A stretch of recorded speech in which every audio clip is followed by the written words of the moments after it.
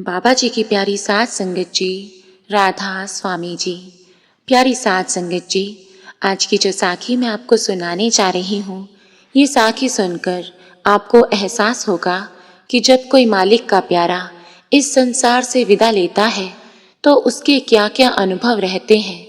जो भी उसके साथ होता है उससे हमें भी प्रेरणा लेनी चाहिए, क्योंकि जैसी मृत्यु उनकी होती है ऐसी मृत्यु हर किसी की हो पाना संभव नहीं है। तो सात संगत जी, इस साखी को कृपया पूरा सुने जी। सात संगत जी, ये एक सच्ची घटना है जो कि एक कमाई वाले सत्संगी माता के साथ हुई है। तो संगत जी, वो माई सारी संगत में सबसे बुजुर्ग थी, जिन्हें बहुत पहले ही नाम की बख्शीश हो चुकी थी। उनकी आयु लगभग 90 वर्ष के आसपास रही होगी। और सात संगत जी, इस उम्र में आकर अक्सर लोग लाठी की मदद से चलने लगते हैं और फिर भी उनसे चला नहीं जाता। और इस उम्र में लोग ज़्यादा काम भी नहीं कर पाते, क्योंकि उनका शरीर इसकी इजाज़त नहीं देता। लेकिन जो नाम की कमाई शुरू से करते आ रहे होते हैं, मालिक उनकी आत्मा को ऊर्जावान तो बनाता ही है, लेकिन उसके साथ साथ मालिक उनके शरीर को वो ताकत भी देता है कि वो कहीं कमज़ोर ना पड़े। तो ऐसे ही ये माई भी थी। माई की चाल ऐसी थी कि किसी जवान लड़के को भी वो पीछे छोड़ दे। और संगत बताती है कि जितनी सेवा उन्होंने गुरु घर में की होगी, शायद ही किसी और ने की हो। संगत को उनसे बहुत कुछ सीखने को मिला और अक्सर वो सभी को यही उपदेश दिया करती थी कि ये मौका दोबारा नहीं मिलना। जितना हो सके भजन सिमरन कर लो, जितनी हो सके सेवा कर लो। ये मनुष्य जन्म बार बार नहीं मिलना। जितना हो सके गुरु घर को लूट लो, ऐसा गुरु दोबारा नहीं मिलना। तो ऐसी बातें माई संगत में किया करती थी और संगत उनके उपदेश को माना करती। अक्सर संगत माई की बातों को सुनकर भावुक हो जाया करती और माई अपने समय की साखियाँ संगत को सुनाया करती, जिसे सुनकर संगत की आंखें नम रह जाती।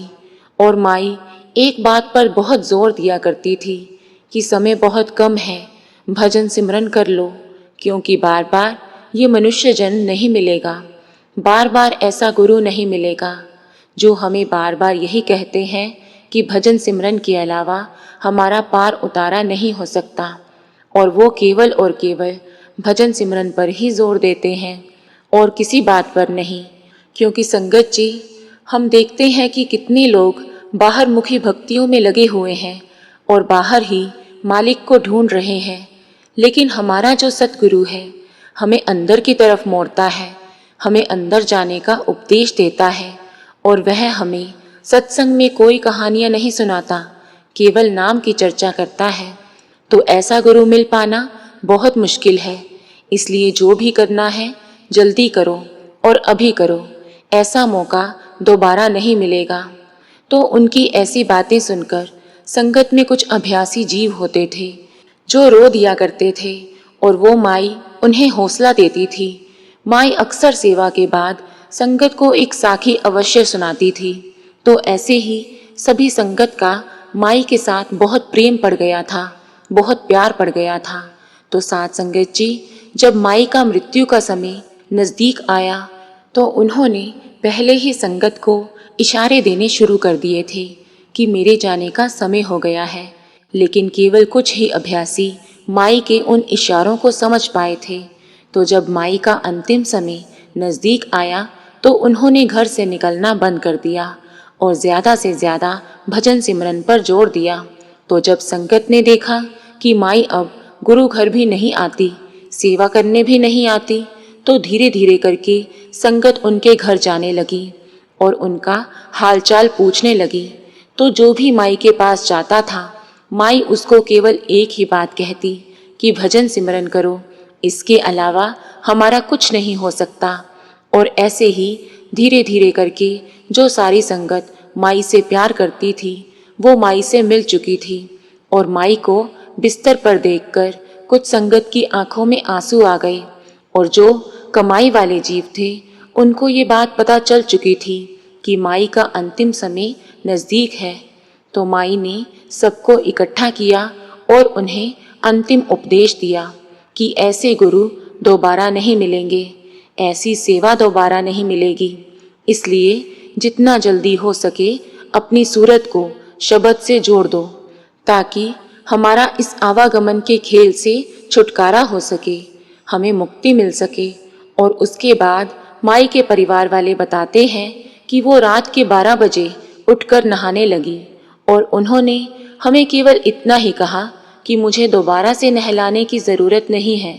तो साध संगत जी, जो ऐसे नाम की कमाई वाले जीव होते हैं उन्हें मृत्यु की खबर पहले ही हो जाती है, इसलिए वो पहले ही तैयारी कर लेते हैं।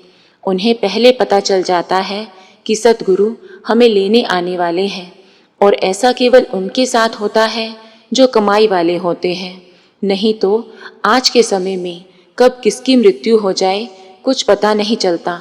लेकिन जो नाम की कमाई वाले जीव होते हैं उनके साथ ऐसा नहीं होता, उन्हें पहले ही पता होता है, तो इसलिए वो पहले तैयार रहते हैं और सतगुरु के आने का इंतज़ार करते हैं कि कब सतगुरु आए और उन्हें अपने साथ सचखंड ले चलें। तो ऐसा ही माई के साथ भी हुआ। और माई के परिवार वाले कहते हैं कि जब हमने माई के कमरे में जाकर देखा और माई को हिलाया तो हमें पता चल गया था कि वो शरीर छोड़ चुकी हैं। और साथ ही वहाँ जो मेज पड़ा था उस पर एक कागज़ रखा हुआ था जिस पर माता जी ने कुछ वचन लिखे हुए थे जो माता जी संगत के लिए छोड़कर गई थी। उस पर लिखा हुआ था कि मेरी मृत्यु पर संगत रोए ना, केवल भजन सिमरन करे। और नीचे लिखा हुआ था कि मेरा संगत को यही उपदेश है कि भजन सिमरन करो।